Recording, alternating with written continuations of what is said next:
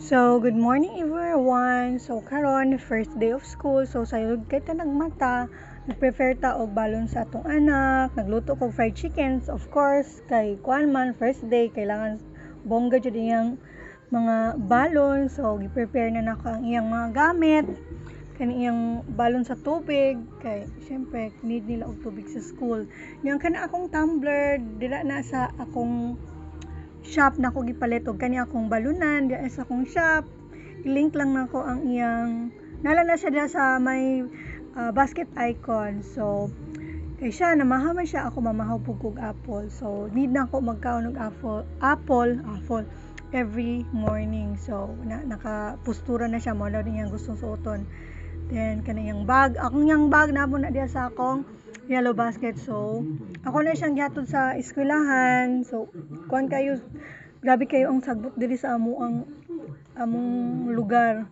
So tas sige pag ulan pating lapuka, pating yung lapuka gyud. So una na ang motor sa akong manghod gibilin lang man niya diya sa ito sa may highway dapit. So magbaklay pa mi, mga pila pa mi ka oras magbaklay. So ako na lang nagdala sa iyang bag kay luoy pod, bugat-bugat baya.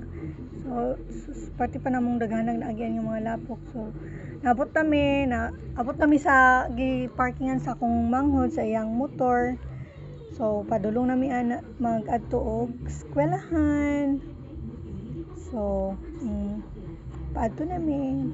Mga pila pa pud ka minutes siya, mga I think mga 20 minutes or 30 minutes, 20 minutes lang or 10 minutes kay supposed to be ang among agian na dalan is na nagkuan siya under construction.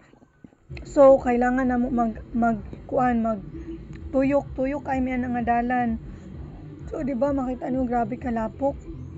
Lapok jud kay siya basta kada ulan diri pati yung lapuka. So padulong nami ana diha sa iyang eskwelahan. So pati yung lapuka. So unta makuha na ni siya ma-cemento, no? Para bongga. So dahan kay mga lupi. Kalubinan jud na among dapit. So nindot kay siya tan-awon, di ba? So muna ni siya among barangay hall. Diha. Welcome to Barangay Lilipa. So na mga nagdula og basketball mo na among na siya padulong na siya tuyok kaayo mi katong sa ginaadtuan akong ginaagian namo jud usually is dura kay siya, dali ra kayo siya. So nabot nami sa school, pinaabtik. So na nami sa iyang school, mo nang school sa akong anak. So nindot kini ilang school, no, kay isa lang ka section, so mura pud sila private. So makaka-focus jud ang mga bata or ma-focus jud ang mga bata. Nami sa school, school. Wala pa kayo mga student ana kay sayo pa man na siya, mga 6:30 ata mi naabot. So padulong nami sa iyang classroom. So dada si Ate Mercy. Gamay pa sila, pila pa lang sila kabuok. 4 pa lang sila kabuok ng gadto. So kana nag-open ang classroom. So ako lang siyang gipahimutang kung asa siya dapat na lingkuranan. So dapat sa tubangan jud siya, no. Para makasabot jud. Ay kung sa likod isod kayo. So kana nga time pauli na ko.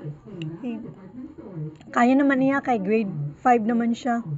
So ay nakisuyo pa ko nga mosakay pero tuyukunon man kaayo dili jud siya pwede. So baklay lang sa tayon, lovely, pating lapuka gyud, bangag.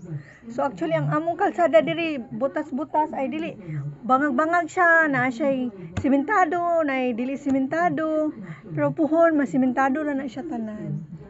So na nako diri sa simentado nang baklay, no, wala kay katao-tao kay dili man siya maagian. So baklay lang ta, exercise pud ta gamay kay para mga wala atong mga fats kay pati na natong tambuka. Grabe ka tambok. So nanadira ang katunggi under construction or under ginakuan pa siya, ginatrabaho siya. Tahan na siya diha og simentahon na siya diha, di ba? So bongga. Unta maabot ato datupit sa mua. Siya. So nanghayo ko kay uncle nga pwede ba ko makaagi. Kay no, hindi siya pwede kaagi god, lisod kaagi jud. So pwede na ko kaagi. So butan kay mga nagtrabaho di kay gipaagi ko nila. So di ba? Go dahang kay siyang mga bato-bato diha. Unta mahuman na ni siya no. Dali siya mahuman.